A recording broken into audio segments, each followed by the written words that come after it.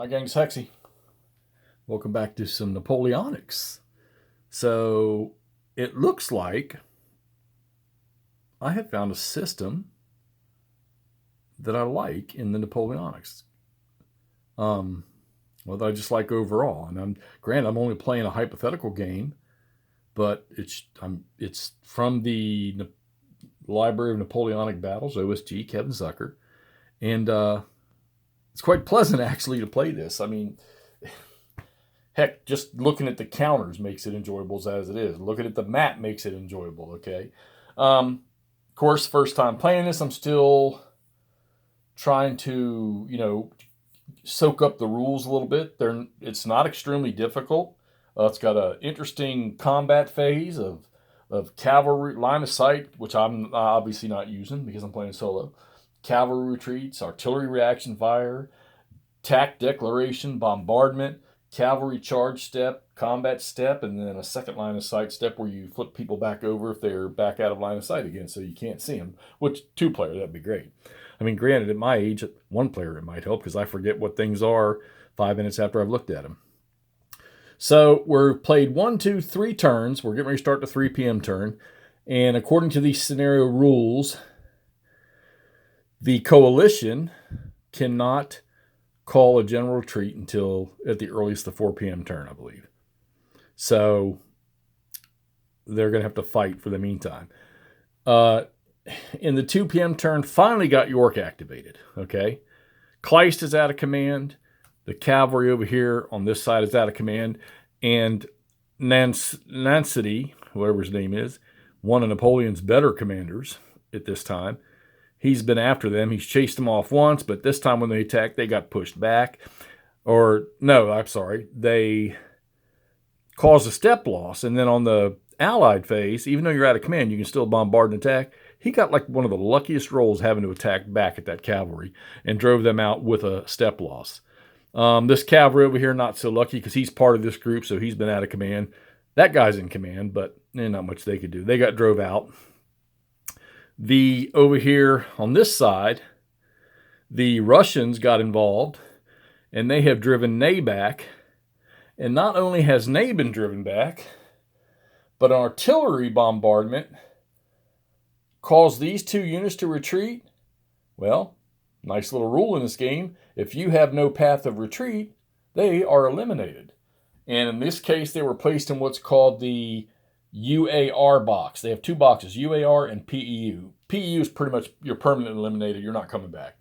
UAR is a unit that can possibly recover during the reorganization and recovery segment.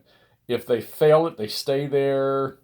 I think if you roll like a 5 or a 6, they become permanently eliminated, and they go over there on the casualty record track, which I need to read about that because the casualty record track, since this is a hypothetical, they don't really have one for it. So I'm using the one dated for 6 March from the Napoleon Retreats box, and I guess that's what I have to do. But this is only a 1-day battle anyhow, so it ends at 7 o'clock at night, or 7 or 8 p.m. at night. There's only one night turn.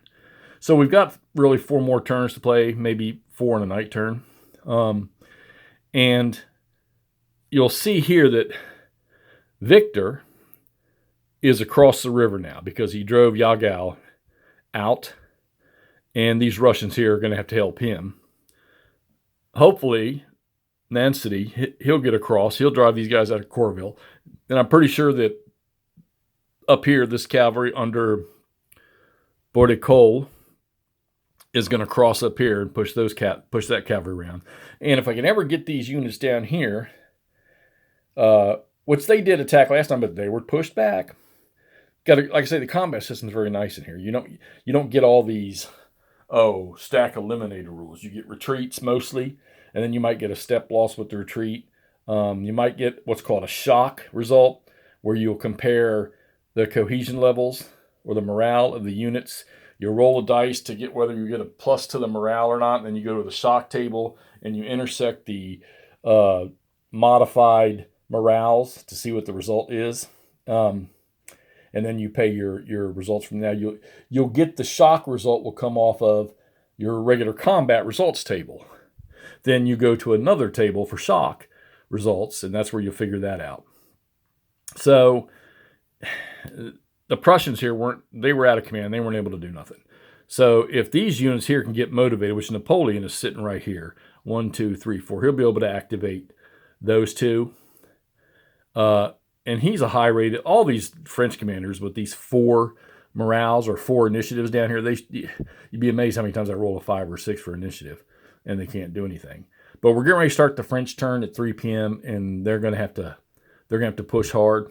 Like I say, they've taken the worst loss as far as combat results, but hopefully those units, their morale is a 4, so they might be able to come back on in this turn here. Or maybe we switch and get something to go across. Well, we got a pocket there, and we've got Victor's whole corps right here. If we can get them across, that might create some havoc in the back of the coalition lines. But here comes York, and he's got 2 8-strength units coming on. They've moved once, not very far, because they were out at the end of the board. I should have had them in here. But they're coming across now too. So depending on what happens either here, if they need to go in here, they'll be able to turn down this road and come in here. If this can hold out, then they can turn and come over here and fight Victor over here. So this is from Operational Studies Group. This is a Zucker game. This is a hypothetical battle from the Napoleon Retreats box called the Battle of Fismes. Actually, I don't even know. I think it comes in the box because the battle book for this, or the rule book for the scenarios, has all the scenarios from the Napoleon Retreats box. So, but like I said, this is hypothetical, pretty much something to use to learn with. It's not overly massive. There are quite a few units here, but it's not an overly massive game. And of course, Napoleon, in reality, him and the guard units and somebody else, I think Ney, just walked into Fismes because the coalition wasn't there in reality. So this is recreating as if the coalition had still been there. Napoleon was trying to catch them and beat on them before they got away. All right. So like I said, we're 4 turns in. Let's get a couple more turns, pretty easy to play, and get this posted so y'all can see how we're progressing. All right, talk to you soon.